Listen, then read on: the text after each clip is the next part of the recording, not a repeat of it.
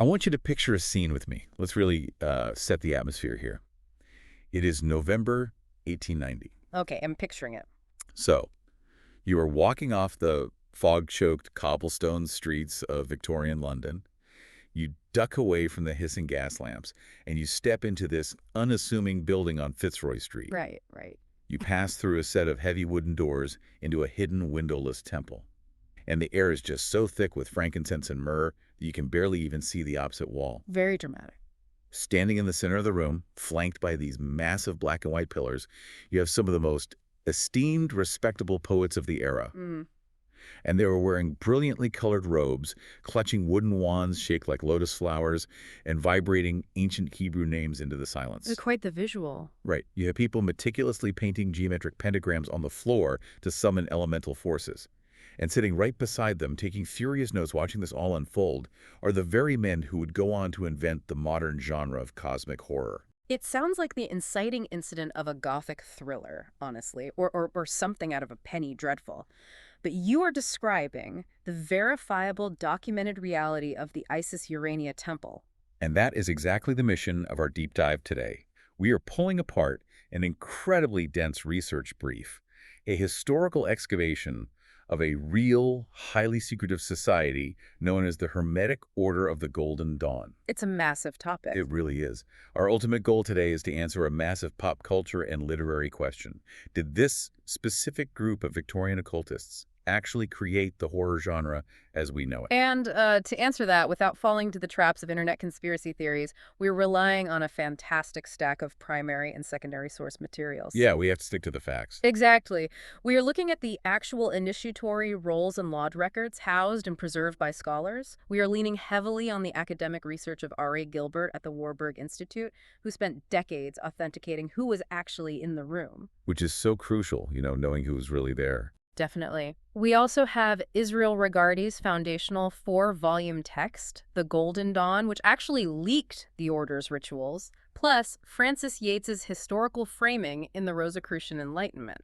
So we have the receipts, basically. We do. We are focusing purely on the hard documentary evidence to separate the enduring myth from the historical reality. Okay, let's unpack this, because the mythology surrounding the Golden Dawn is just overwhelming. I mean, it's everywhere. It really is an absolute tangle. To help us navigate this, I want you, the listener, to think of the religious cult or a bunch of eccentric rich people, but almost like an incredibly exclusive Victorian writer's room. I like that framing. Or like a high-stakes incubator for weird fiction. But like any famous closed-door writer's room, there are a million rumors about who is actually hanging out in there, stealing ideas from who. How do we even begin to untangle the history from the legends here? What's fascinating here is that the rumors only exist because of the absolute brilliance of the verified members. Right. To understand the myth, we first have to establish the baseline truth of who we know was walking through those doors on Fitzroy Street. When we open up R.A. Gilbert's verified census of the Order, we don't see a monolith of starry-eyed believers. It wasn't just a hive mind. Not at all. We see an incredibly volatile spectrum of personalities. So before we touch the wild rumors, we need to analyze the real people, because their individual reactions to the magic fundamentally shaped 20th century literature. Well, we have to start with the heaviest hitter on the confirmed roster then. We are talking about William Butler Yeats. Yes, the Titan. The man who essentially became the CEO of the Order. He officially joins in 1890.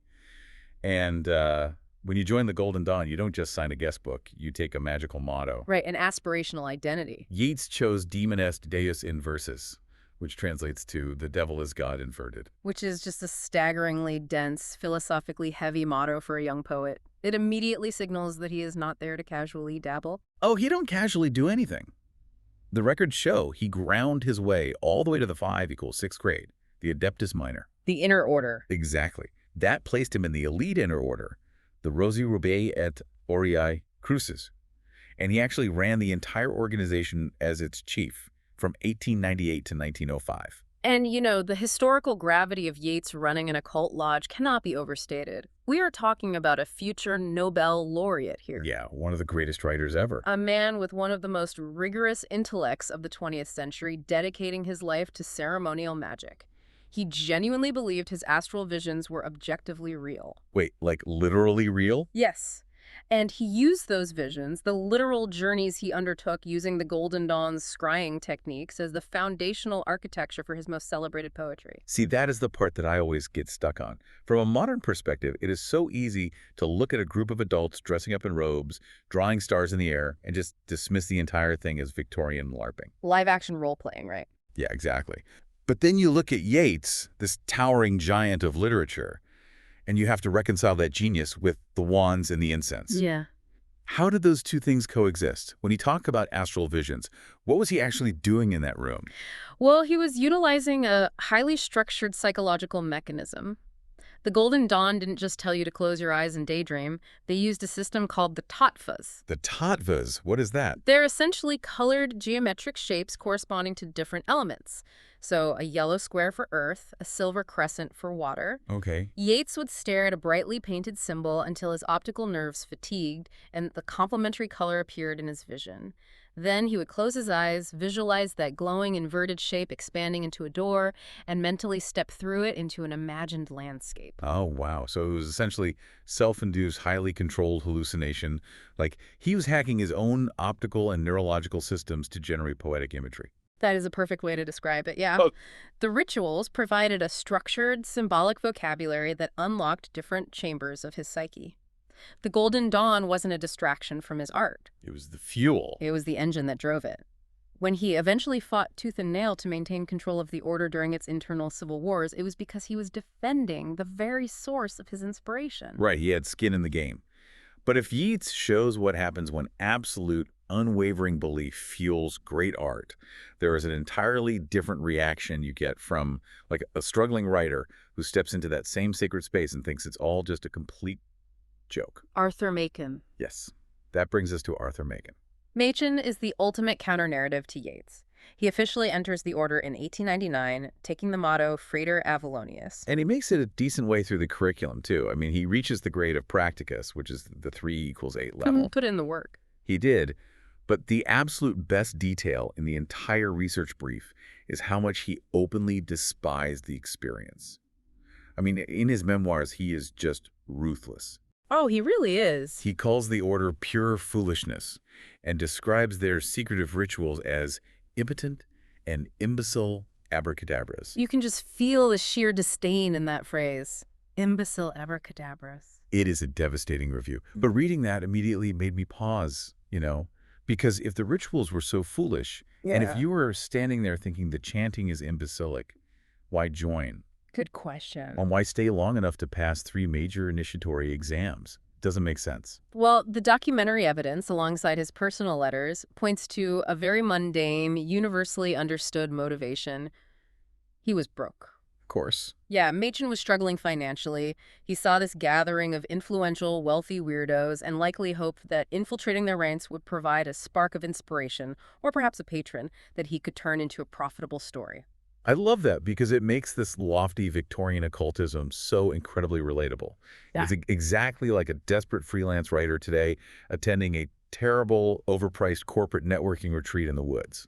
You put on the lanyard, you listen to the CEO talk about synergy, you do the trust falls, and the whole time you are silently screaming, this is pure foolishness, but maybe I'll get a decent gig out of this. And just like that networking event, Machen was subjected to intense repetitive exercises. To reach practicus, he had to perform the lesser banishing ritual of the pentagram every single day for months. Oh man, drawing stars in the air. Exactly, drawing stars in the air with a dagger, vibrating divine names. You can easily imagine him standing in his cramped London apartment, waving a knife around, thinking about how ridiculous he looked. Just questioning all his life choices. He stayed just long enough to peer behind the curtain of the inner order, realize they didn't possess any literal magic that could pay his rent, and he walked away. The ultimate irony is that he had already written his masterpiece, The Great God Pan, almost a decade before he even signed the register. So the Order can't even take credit for his best work. Not at all. They didn't give him his talent. He just passed through their lobby. But if Machen was the cynical freelancer, our third confirmed figure, Algernon Blackwood, is the true disciple. Oh, absolutely. Because according to our sources, Blackwood is the ground zero for modern cosmic horror. Blackwood is arguably the most crucial puzzle piece in this entire historical brief. He joins in 1900, taking the motto Umbra fugit veritas, which means truth flees the shadows. Great motto. Like Yeats, he passes the grueling tests to reach the inner order grade of Adeptus Minor.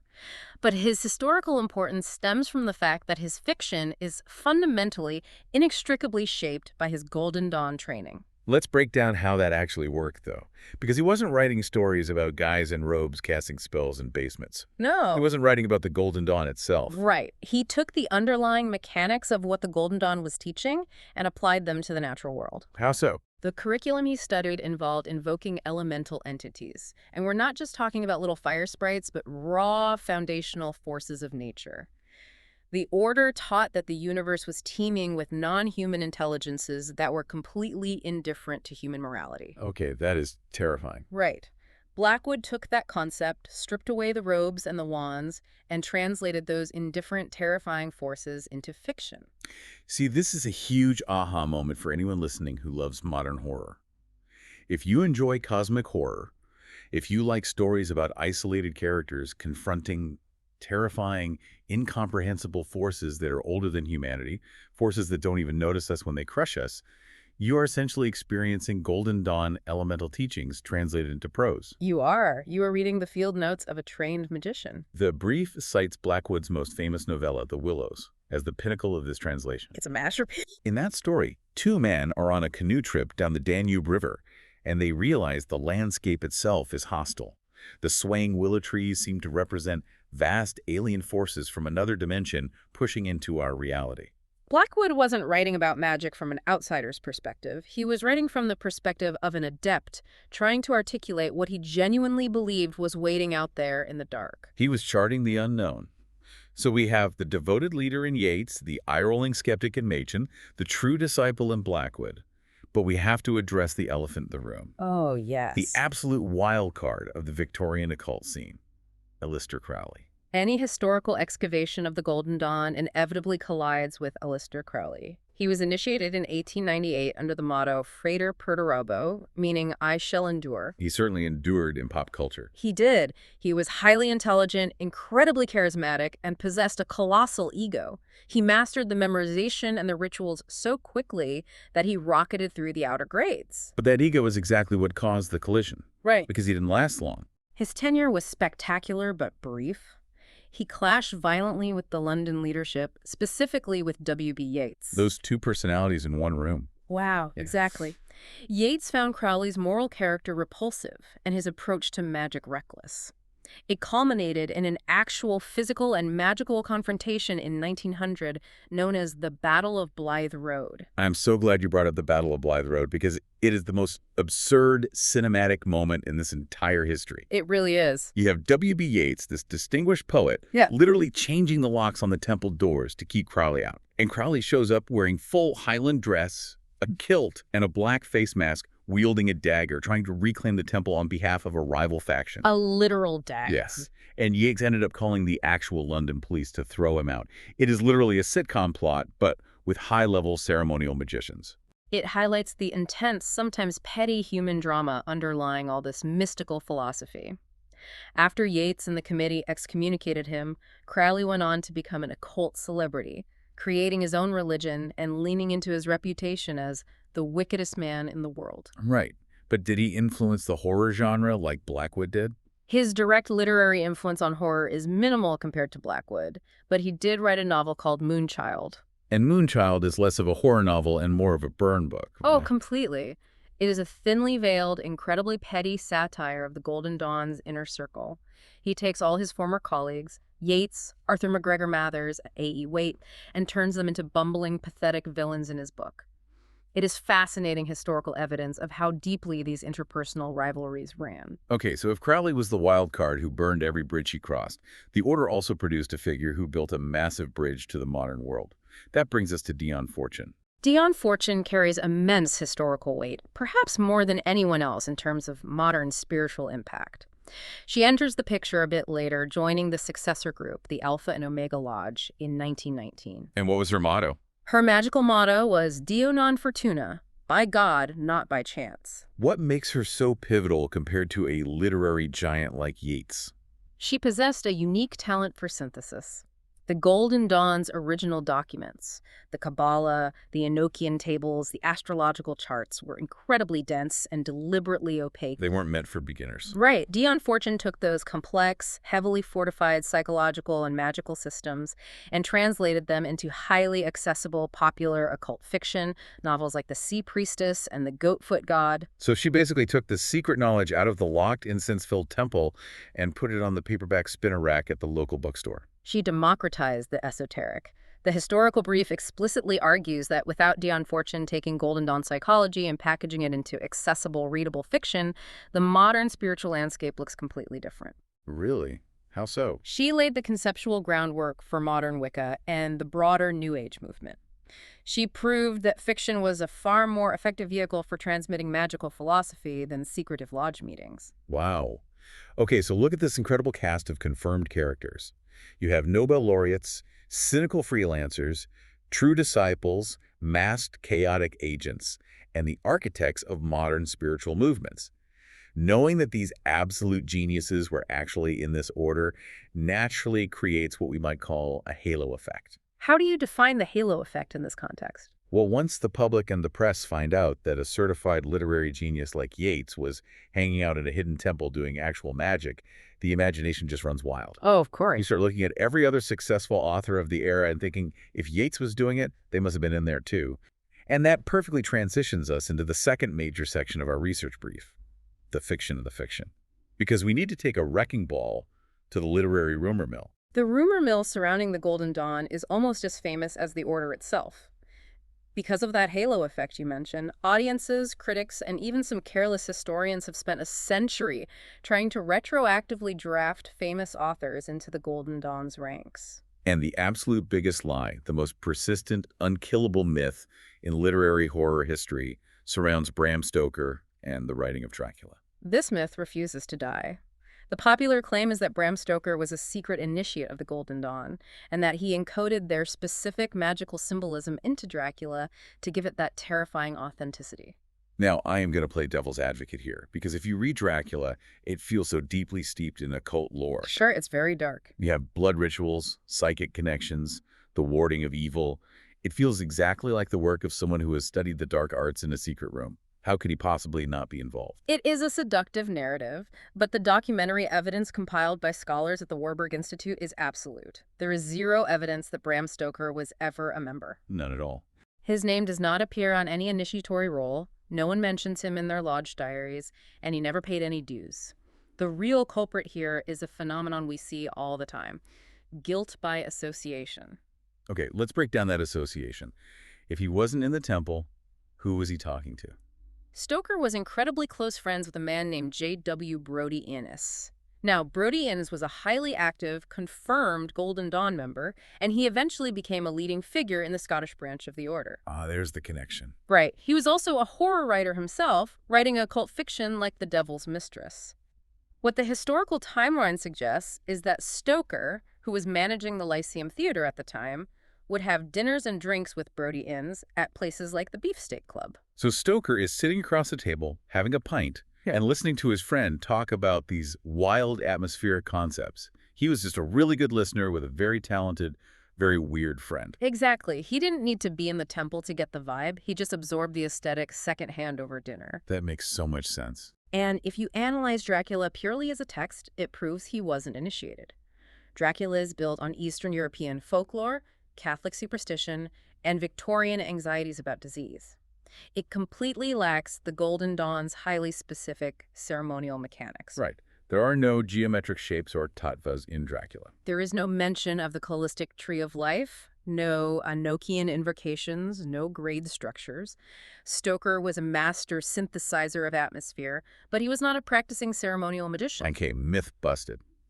What about Robert Louis Stevenson? I mean, he writes The Strange Case of Dr. Jekyll and Mr. Hyde. That book is entirely about the duality of man, the hidden dark side, chemical and spiritual transformation. Sounds exactly like something a member of a secret esoteric order would use as an allegory for their initiations. The thematic similarities are definitely there, which is why the rumor persists. But this is where hard, logistical facts ruin a perfectly good conspiracy theory. Oh. It is a strict geographic impossibility for Stevenson to have been a member of the Golden Dawn. Logistics. The ultimate enemy of the rumor mill. I have the timeline here in the brief. What are the actual dates? The Golden Dawn's most active period in London, its prime years before the schisms, were between 1888 and 1900. During that exact window, Robert Louis Stevenson was living at his Vailima estate in Samoa in the South Pacific. Samoa. That is quite the daily commute to Fitzroy Street for a Tuesday night lodge meeting. He never even visited London during that 12-year period. He died in Samoa in 1894. So unless Stevenson was utilizing a level of astral projection that even W.B. Yeats couldn't comprehend, projecting his spirit across the globe to sign the attendance sheet, it is a definitive no on Stevenson. It just shows how quickly rumors completely ignore basic reality. People read the psychological duality in Jekyll and Hyde, assume it matches the vibe of the occult, and completely ignore the GPS coordinates of the author. Yep, they just ignore the facts. And this habit of drafting authors based purely on their vibe brings us to a whole cluster of other famous names. Sax Rohmer, the creator of Fu Manchu, H. Rider Haggard, who wrote She, Lord Dunsany, G.K. Chesterton. They are all frequently linked to the Golden Dawn in pop culture retrospectives, and every single one of them lacks documentary proof of membership. What about Sax Rohmer? Let's look at him. He wrote extensively about occult detectives, Egyptian curses, and dark magic. But R.A. Gilbert, the leading historian who has physically combed through the membership rolls, states definitively that there is no documentary evidence for Rohmer. His name is entirely absent from the historical record. And what about Haggard? I mean, his book, She, is filled with lost races and ancient immortal priestesses. Haggard was deeply interested in actual archaeology and Egyptian history, which naturally overlapped with the interests of occultists. But his inspiration was historical, not ceremonial. Lord Dunsany was a pioneer of modern fantasy myth-making, and G.K. Chesterton was a devout Catholic whose writing dealt with theology and paradox. So they were just in the same scene. They were contemporaries of the Golden Dawn members. They certainly moved in the same broad London literary circles, but they never knelt in the Isis Urania temple. So we keep seeing this pattern of guilt by association, combined with a total misunderstanding of how creative inspiration actually works. It reveals a fascinating psychological trap that audiences fall into. It is the trap of, they wrote about it so convincingly, therefore they must have lived it. We want it to be real. It highlights how desperate we are to believe that the authors of terrifying magical fiction actually possess real magical secrets. We want to believe the magic isn't just a clever literary device crafted at a desk, but a genuine, terrifying experience the author survived. We want the wizard pulling the strings to be real. We don't want to look behind the curtain and just see a guy with a typewriter and a looming deadline. Exactly. But this sets up a massive paradox that the research brief highlights. Even though almost all biggest names in horror, Stoker, Stevenson, Rohmer, were definitively never in the Golden Dawn, the Order still somehow managed to completely codify the modern occult thriller. It is a fascinating contradiction. How does a relatively small, fractured society of poets and frustrated freelancers achieve such a massive, genre-defining cultural bleed? How did they rewrite the rules of horror if they weren't the ones writing the bestsellers? That paradox is the true dark magic of the Golden Dawn. Their influence wasn't about the quantity of authors they produced, it was about the profound structural and conceptual shifts they introduced to the very idea of what the occult was. Okay. To understand how they achieved this cultural bleed, we have to look closely at the internal theology of the Order itself. Specifically, we have to examine what the brief calls the celestial versus chthonic split. Okay, those are heavy academic terms. Let's ground them. What does the celestial versus chthonic split actually mean for the people standing in that room? The Golden Dawn's magic was heavily based on the Kabbalistic Tree of Life, which is essentially a map of divine emanation. The Order was practically divided between two magical poles on this map. On one end, you had high ceremonial magic. The celestial side. Yes. This was focused on the celestial invoking angels, archangels, divine light, spiritual elevation moving upward toward unity. This is the pole that W.B. Yeats was intensely focused on. He wanted the divine visions, he largely ignored the darker elements. That makes sense. Most people probably wanted to stay on the nice celestial angelic side of the equation. But what about the other side? The other side is the chthonic, which literally means relating to the underworld. In Kabbalistic terms, this involves the Clufath, the dark, unbalanced shells or reflections of the Tree of Life. In practical terms, this involved the Goetia. The Goetia. The Goetia is a specific 17th century grimoire, a magical textbook detailing the 72 demons allegedly bound by King Solomon.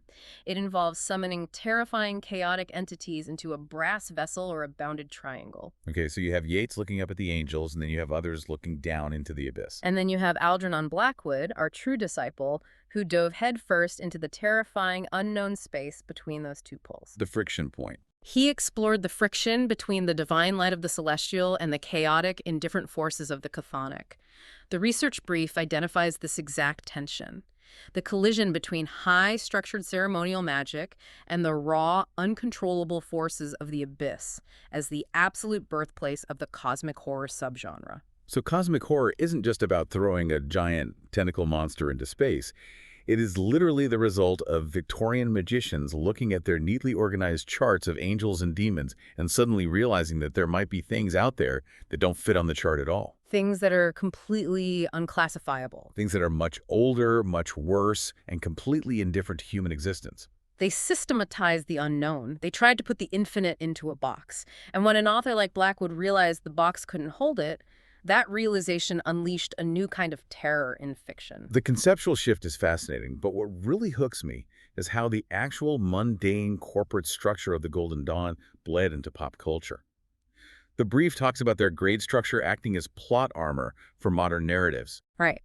The Golden Dawn operated on a very rigid, specific progression of grades.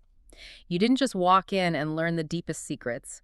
You started in the outer order as a neophyte, which is 0 equals 0. The bottom rung. Then if you passed the exams, you progressed to Zealoter, Theoricus, Practicus, and Philosophus. Only then, if you were truly dedicated and passed a massive test, could you cross the threshold into the inner order as an Adeptus Minor, 5 equals 6. When I read that list of grades, I immediately thought of a video game. It is literally the original skill tree. Yeah. You grind for experience points, you pass a test, you level up, you unlock new spells. That's a great analogy. Or it is like the Jedi training path in Star Wars. You go from youngling to Padawan to knight to master. And the brief points out something so incredibly obvious that I can't believe I never noticed it before. About the tropes. Yes. Whenever you read a modern occult thriller or a fantasy novel, and there's a wise old adept guiding a clueless novice through a series of secret tiered initiations, we always assume that is just a universal mythic structure or some sort of Christian allegory. But it's not. It is a direct, localized copy-paste of the Golden Dawn initiation template. You can see the mechanics of that skill tree operating perfectly in their worldview. To reach that 5 equals 6 Adeptus Minor grade, you didn't just pass a written test on mythology. What did you have to do? You had to physically craft your own magical tools. Painting the elemental weapons, consecrating a lotus wand, memorizing the Enochian watchtowers. The Order believed that if you tried to access level 5 chthonic magic without completing the level 2 zealot or grounding rituals, the resulting energetic shock would literally shatter your psyche and invite demonic obsession. They treated it like electrical engineering. If you don't ground the wire, you burn the house down. Precise. And that exact dynamic, the danger of unearned knowledge, the strict hierarchy of secrets, became the blueprint for every secret society narrative in modern fiction. You see it in Yeats' own fiction, like his story Rosa Alchemica, where he basically outlines the entire mentor-student tiered knowledge dynamic. They invented the tropes. But tropes and structures alone don't explain how the genre got so inherently dark and paranoid. Right, where does the paranoia come from? To understand the paranoia of the modern occult thriller, we have to look at the drama. We have to examine the internal office politics at the Golden Dawn, because in 1903, the entire structural integrity of the Order completely collapsed. The Schism of 1903. It was a massive, multi-factional civil war within the Order. You had W.B. Yeats and his faction trying to maintain strict traditional control over the London Temple. You had the original founder, MacGregor Mathers, trying to dictate terms from exile in Paris. Yes, and Aleister Crowley. Right, Aleister Crowley acting as a chaotic mercenary. Yeah. And you had A.E. Waite, who eventually threw his hands up and broke off to form his own mystical, more Christian-oriented splinter group called the Fellowship of the Rosy Cross. The literary fallout of this schism was immense. When you have highly imaginative, highly dramatic people who believe they wield actual magical power fighting over the leadership of a secret society, the paranoia reaches a fever pitch. I can only imagine. Mathers supposedly sent a psychic vampire to attack a member in London. The bitter rivalries, the betrayals, the secret alliances inside the temple, it all spilled out onto the page. The brief argues that this internal infighting produced a massive wave of paranoid, revenge-driven occult fiction throughout the 1910s and 1920s. So an entire literary subgenre of paranoid, backstabbing occult thrillers was accidentally generated because a bunch of Victorian magicians couldn't agree on who got to run the Tuesday night meetings. It is a remarkable historical irony. The internal strife of a few dozen people on Fitzroy Street fundamentally shaped the aesthetics of a global literary genre. That is wild. And to fully appreciate how this aesthetic reached the mainstream, we have to look at the deep cuts, the minor players in the order who had a major, lasting cultural influence. Let's talk about Florence Farr then. She wasn't a horror writer. She wasn't writing cosmic treatises. So how does she fit into this genre-defining puzzle? Florence Farr was a leading female member of the Golden Dawn, an incredibly influential figure who held significant rank and actually ran the London Temple for a time. But her primary profession was the theater. Oh, she was an actress. She was a celebrated actress and producer, and she closely influenced major playwrights like George Bernard Shaw, as well as Yeats. How did her theater work translate the Golden Dawn's magic? She was deeply involved in staging occult and mythic theater. She developed a unique method of chanting poetry to the accompaniment of a psaltery, which is a stringed instrument. She introduced this haunting, rhythmic vibrato, integrating the Golden Dawn's symbolic chanting into public performance. In doing so, she directly created the weird audio and visual aesthetic of early 20th century horror plays.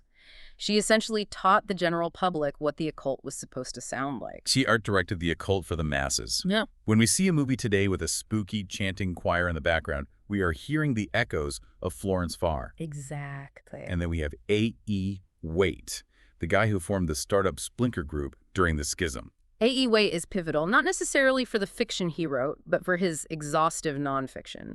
He wrote a massive, comprehensive compendium titled The Book of Black Magic and of Pax. A title that leaves absolutely nothing to the imagination. Right, it was incredibly direct, and that book became the literal reference manual for generations of future horror writers. Even if a pulp writer in the 1930s had never been anywhere near a Golden Dawn temple, if they needed to write a scary story about summoning a demon, they consulted Waite's book. Oh, I see. He provided the grimoires, the sigils, and the rituals that the rest of the world used to build their fictional horrors. His nonfiction research created the structural tropes that the fiction relied upon. He wrote the cookbook. Yeah. And we also have to circle back to J.W. Brodien's Stoker's drinking buddy. Because he wasn't just a passive conduit for Dracula. He was actively writing his own occult fiction, publishing stories that established these themes in the public consciousness. Right, he was part of the ecosystem. He was priming the audience, making the Victorian public hungry for the exact kind of atmospheric folklore that Stoker would eventually deliver. All of these minor players, operating within the framework and the chaotic fallout of the Golden Dawn, collectively pushed the Order's aesthetic, its hierarchical structure, and its deep paranoia out into the broader culture. They were the vectors for the cultural bleed. So bringing all these threads together, what does this all mean? We started this deep dive with a very specific mission. Did the Hermetic Order of the Golden Dawn create the horror genre? That was the question. We have looked at the confirmed adepts, the devoted Yeats, the skeptical Macon, the cosmic Blackwood. We've dismantled the massive myths around Stoker and Stevenson using hard documentary evidence. We've mapped the schisms, the skill trees, and the aesthetic bleed. What is the final verdict? The final impartial verdicts, synthesizing all of the historical and literary evidence, is nuanced. Did the Golden Dawn invent the horror genre from scratch? No. Right. Gothic fiction was already there. Exactly. Haunted castles, curses, ancestral ghosts, they existed long before the Isis Urania temple opened its doors in 1888. Mary Shelley published Frankenstein in 1818, decades before any of these men were born. The genre already had legs, but the Golden Dawn changed the way it walked. Precisely. The Golden Dawn definitively codified the modern occult thriller. They took magic, which had previously been viewed in literature as a vague medieval superstition, a witch cursing a crop, or a ghost rattling chains, and they transformed it into a rigorous psychological symbolic system. They organized it. They gave it a strict set of rules, they gave it a corporate hierarchy, and most importantly, they gave it a modern vocabulary. They took the horror out of the crumbling Gothic castle and put it directly into the architecture of the human mind. They made it systemic. They really did. So the next time you, the listener, are watching a horror movie and you see a carefully drawn pentagram on the floor, to contain a demon, or you read a thriller about a secret society whose tiered hidden knowledge slowly drives the protagonist completely mad. You are not just looking at a random scary trope invented by a Hollywood screenwriter. No, you're not. You are looking directly at an echo of the Golden Dawn. You are seeing the architectural blueprint that Yeats, Blackwood, and Farr left behind. The structures they built for their own sincere spiritual pursuits became the permanent scaffolding for our darkest fiction. But analyzing all of this leaves us with a final lingering thought, something that wasn't explicitly resolved in the research brief, but that feels absolutely essential to this entire discussion of myth versus reality. Lay it on me. Where does this leave us? We spent a significant amount of time today debunking the rumors. We looked at the Warbird Institute rules to prove that Bram Stoker wasn't a member, and we looked at the map to prove that Robert Louis Stevenson was in Samoa. But why do those rumors persist so stubbornly? Why do we want them to be true so badly? I felt it myself. Yeah. When you told me Stoker definitively wasn't in the Order, I was genuinely a little disappointed. The story's just cooler if he was a secret wizard. And that disappointment is incredibly telling. We desperately want Bram Stoker to have been a real magician because it makes the story of Dracula feel somehow more profound, more authentic. Yeah. But consider the alternative. Doesn't that desire suggest something slightly tragic about how we view art? What do you mean? It suggests that we view the act of writing itself, the solitary, grueling, mundane work of sitting at a desk, synthesizing folklore, and agonizing over sentence structure as somehow insufficient. We feel the need to artificially elevate the author by pretending they had access to literal supernatural secrets. That is a brilliant point. We don't want to believe that a guy just sat in a room at the Beefsteak Club, listened to his friend, and made it up. We want him to have stolen fire from the gods in a secret temple. We crave the magic more than we respect the craft. We crave the magic. So perhaps the real, enduring magic of the Golden Dawn isn't the specific Enochian invocations or the lesser banishing ritual of the pentagram they performed in Victorian London. No. Perhaps the greatest, most successful spell is the one they cast on our collective imagination. They managed to convince us over a century later that true genre-defining creativity requires a touch of the literal occult. So we are back, exactly where we started, in that atmospheric, windowless Victorian room. The poets chanting the Hebrew names, the colorful robes, the heavy incense. Even if the magic itself was, as Meccan so brutally put it, pure foolishness, the fact that we are still talking about that room, still terrified by the cosmic concepts born in that room, and still desperately wishing our favorite authors had a seat at that table, I think that proves the Golden Dawn achieved a kind of immortality after all.